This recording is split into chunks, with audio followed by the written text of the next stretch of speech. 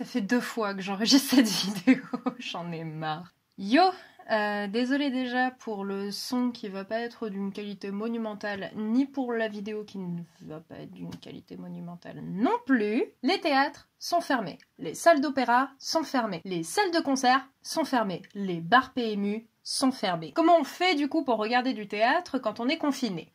C'est ce qu'on va voir dans ce premier épisode. C'est parti!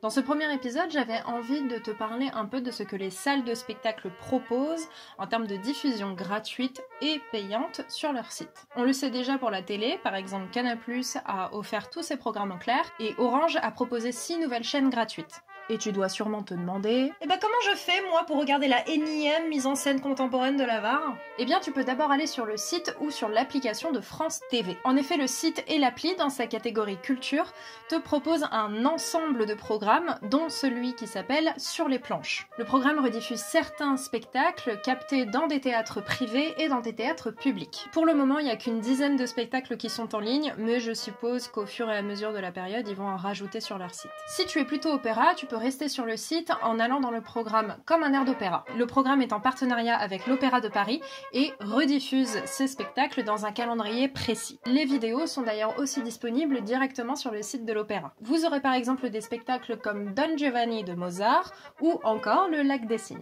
Sinon, vous avez Arte TV qui rediffuse de l'opéra et qui vient aussi des salles européennes. Tu peux aussi aller sur le site de tes théâtres préférés et voir s'ils diffusent gratuitement leurs productions. C'est le cas notamment du théâtre de l'Odéon qui a décidé de mettre en ligne gratuitement certaines de ses productions. C'est majoritairement des mises en scène de Stéphane Braunschweig, le directeur de l'Odéon, et qui viennent principalement de son cycle autour de Molière. Mais il y a aussi plein d'autres choses comme des making-of ou encore des podcasts. J'ai pu d'ailleurs regarder l'École des femmes avec ma famille il y a quelques jours.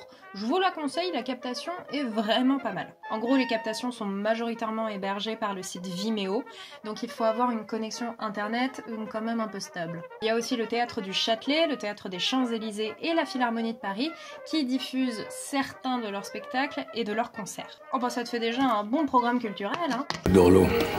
Dans 20-30 ans, il n'y en aura plus. Mais si tu en veux encore, tu peux toujours te diriger vers nos amis anglo-saxons ou nos amis européens. Il y a l'Opéra de Vienne et le Metropolitan Opera de New York qui ont entre autres mis en ligne certaines de leurs productions sur leur site internet. Et si c'est toujours pas assez, tu peux te diriger vers des programmes payants. Par exemple, si tu aimes la comédie musicale et que tu es English speaker, tu as l'équivalent d'un Netflix pour Broadway qui s'appelle Broadway HD. C'est un site qui regroupe plein de captations de spectacles venant de Broadway qui est à 9$ par mois et avec une semaine gratuite. Tu as aussi le programme de l'Institut National Audiovisuel qui s'appelle Madeleine. C'est une offre à 3€ par mois avec 3 mois gratuits en ce moment pendant la période de confinement et qui a une flopée de captations datant de je sais pas quand de vieux spectacles de théâtre. Si avec tout ça tu penses que t'as pas assez pour voir du théâtre chez toi, je peux rien faire pour toi.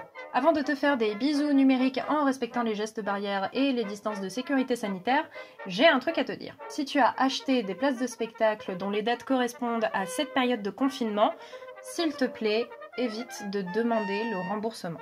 Les salles de spectacle étant fermées, c'est vraiment la galère pour elles de faire de la trésorerie et de renflouer les caisses, vu qu'il y a plus de spectacles et plus de gens qui demandent des places. Donc tu penses bien que si tout le monde demande à rembourser ses places, il y a certaines salles de spectacle qui vont faire faillite purement et simplement. Alors ouais, ça fait chier parce que t'as dépensé 15, 20 balles, voire plus, et que peut-être tu en as besoin de cet argent en ce moment, vu que tu es peut-être au chômage et que tu n'as pas de salaire. Donc, si tu en as la possibilité, s'il te plaît, ne demande pas le remboursement de tes places. Je précise, certaines salles ont un remboursement automatique en cas d'annulation du spectacle. Je t'invite donc vraiment à contacter directement le théâtre par email, et pas par téléphone, vous pensez bien, et de leur expliquer que tu leur fais don de l'achat de tes places. N'hésitez pas à donner vos sites de visionnage et de streaming de captation de théâtre en commentaire.